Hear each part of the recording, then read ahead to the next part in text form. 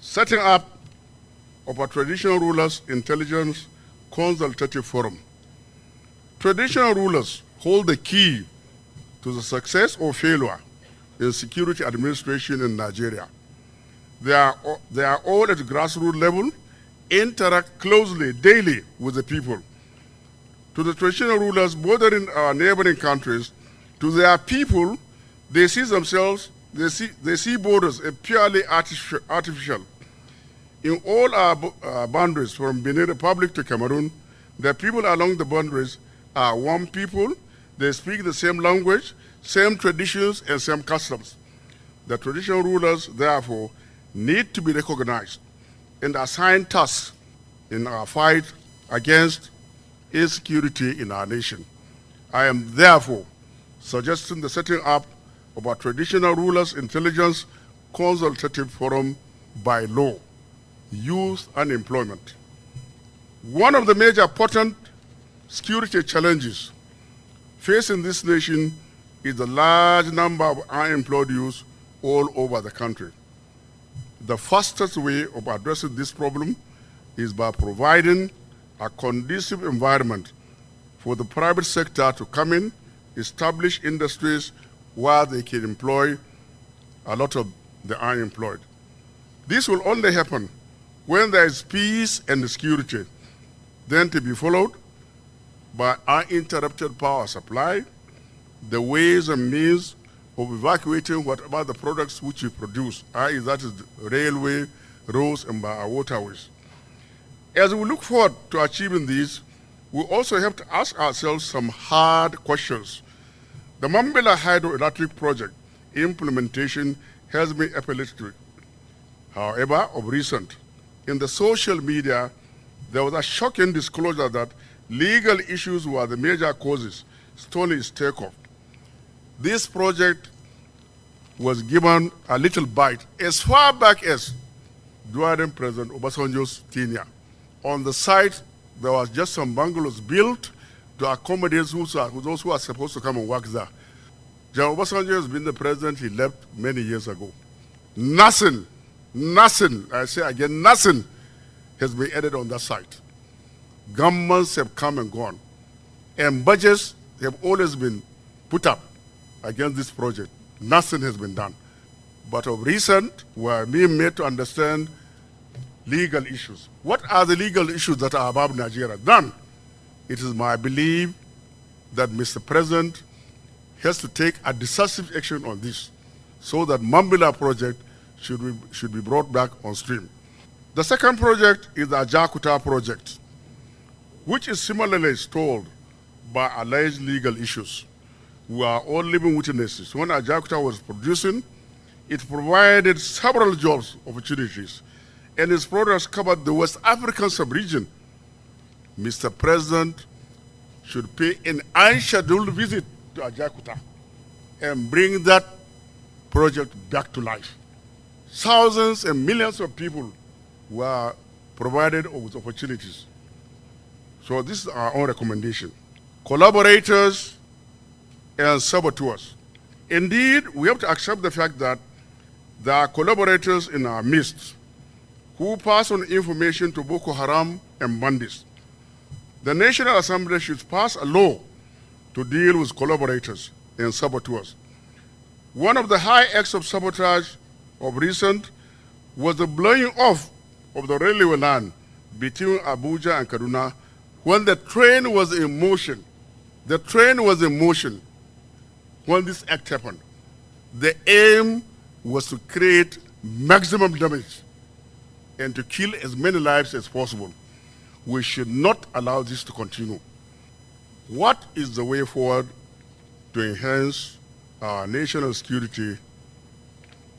In my own belief, we have the following challenges. Number one is that today we do not have the required manpower, particularly of the Nigerian army. The required manpower. And that is why many of you will experience the fact that they will say, there are bandits here, some units of the army are here. We told them, they refused to go. Not that they refused to go.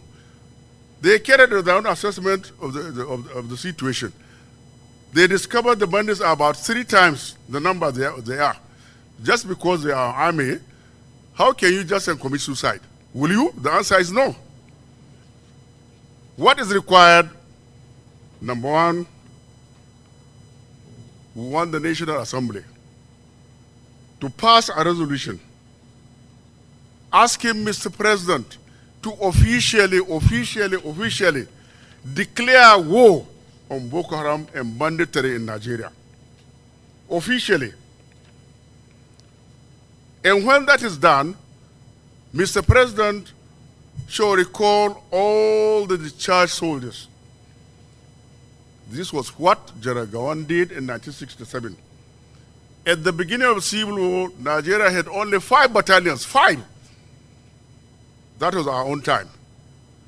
I was a second lieutenant at that time. 5 battalions in the whole of Nigeria. General Gowon recalled all the ex-servicemen of the Second World War. And we gained a lot from their experiences. I'm not asking for the recall of Second World War veterans. I'm asking for the recall of discharged soldiers of UNIFIL operations, ECOWAL operations, and the ones that have served in the Sudan. We should raise thousands and hundreds of battalions. Similarly, Mr. President shall recall all the retired officers from the rank of lieutenant to brigadier general for them to be the commanders in the field of this operation. There is a need for massive deployment of soldiers across the nation. In his broadcast, Mr. President should give Boko Haram and any bandits in this country a time frame for them to go and lay down their arms unconditionally.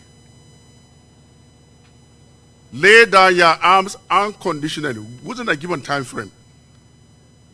By then, all these discharged soldiers, everybody should report to the nearest barrack to his area for screening and taken back into service. The next issue is that Mr. President should embark on diplomatic shuttling, starting with our neighboring countries, to tell them enough is enough. We will not take it anymore. From there, then he should move into France. All the neighboring countries to Nigeria are French-speaking. They are dictated to by France. I've seen in the social media C-130 aircrafts or aircrafts of that equivalent loaded with nothing but motorcycles that are being brought in and freighted to come and operate in Nigeria. I've seen that myself. Mr. President should sit with the French president, let him know this is what has been happening, and it should stop. France as a nation, they have a lot of investments in Nigeria.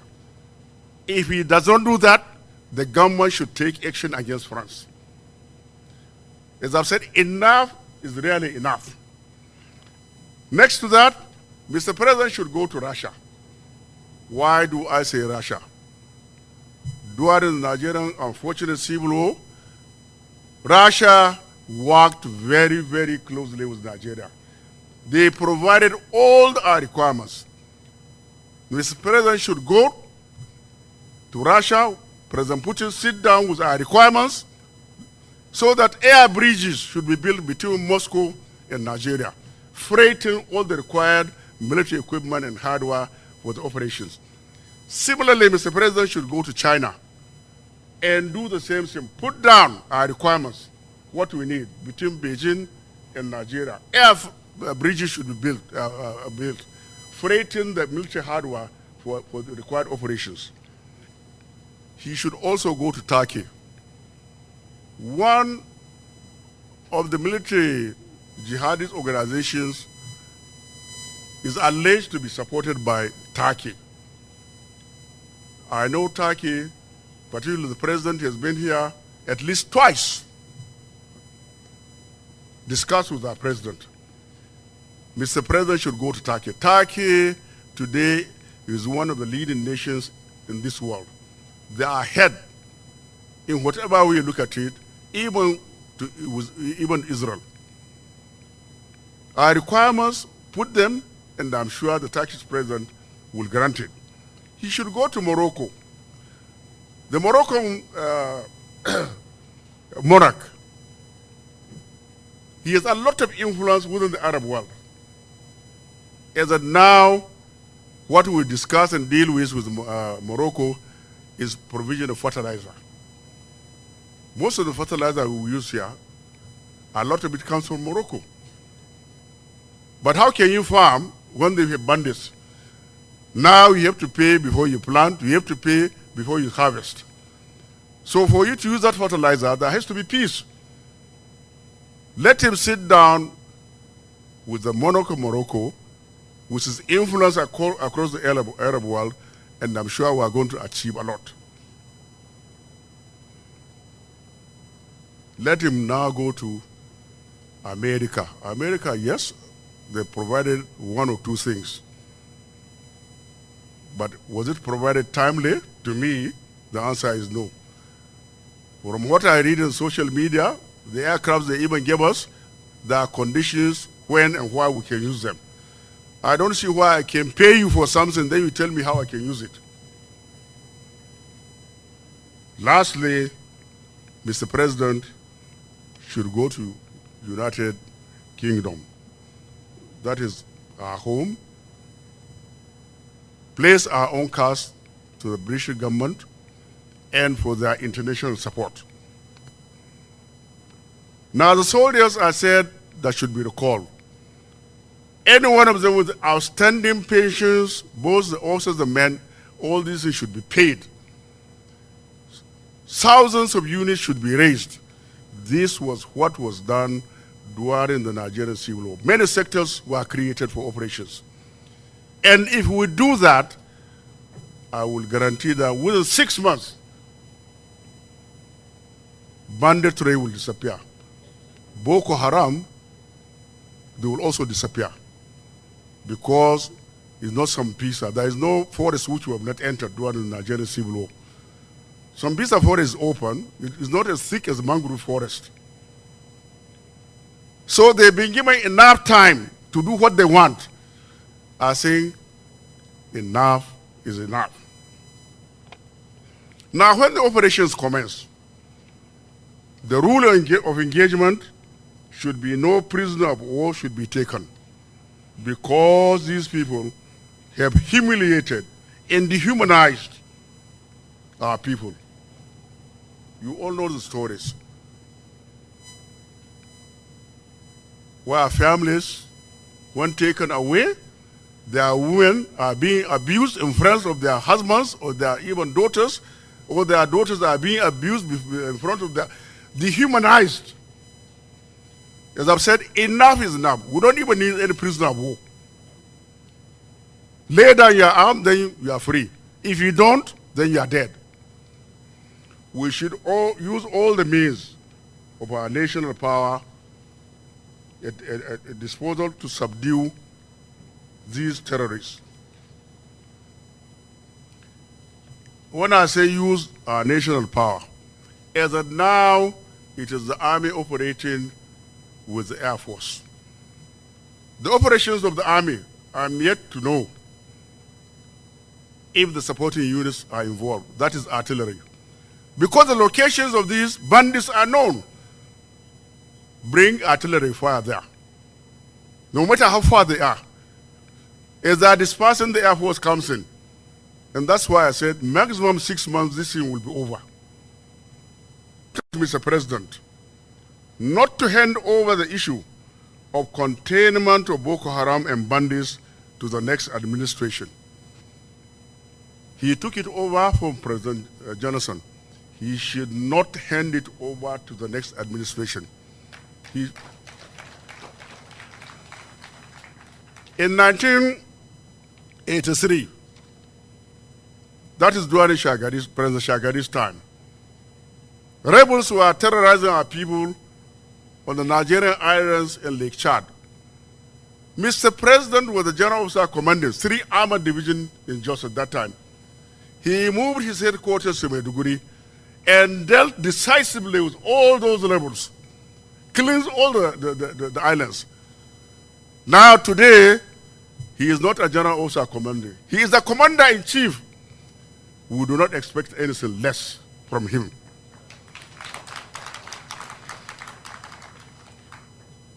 Lastly, a number of things happen, people perhaps do not know the significance. Anytime Mr. President is on parade, when the parade commander says presidential arms, presidential salute, present arms, all the soldiers on parade, they present arms. Those carrying regimental colors and national color, they lower the colors down until they touch the Nigerian soil. This is to remind Mr. President his also office to protect the Nigerian territory,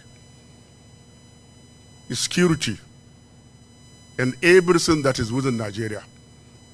And we are asking him to do the same thing. I thank you very much for listening.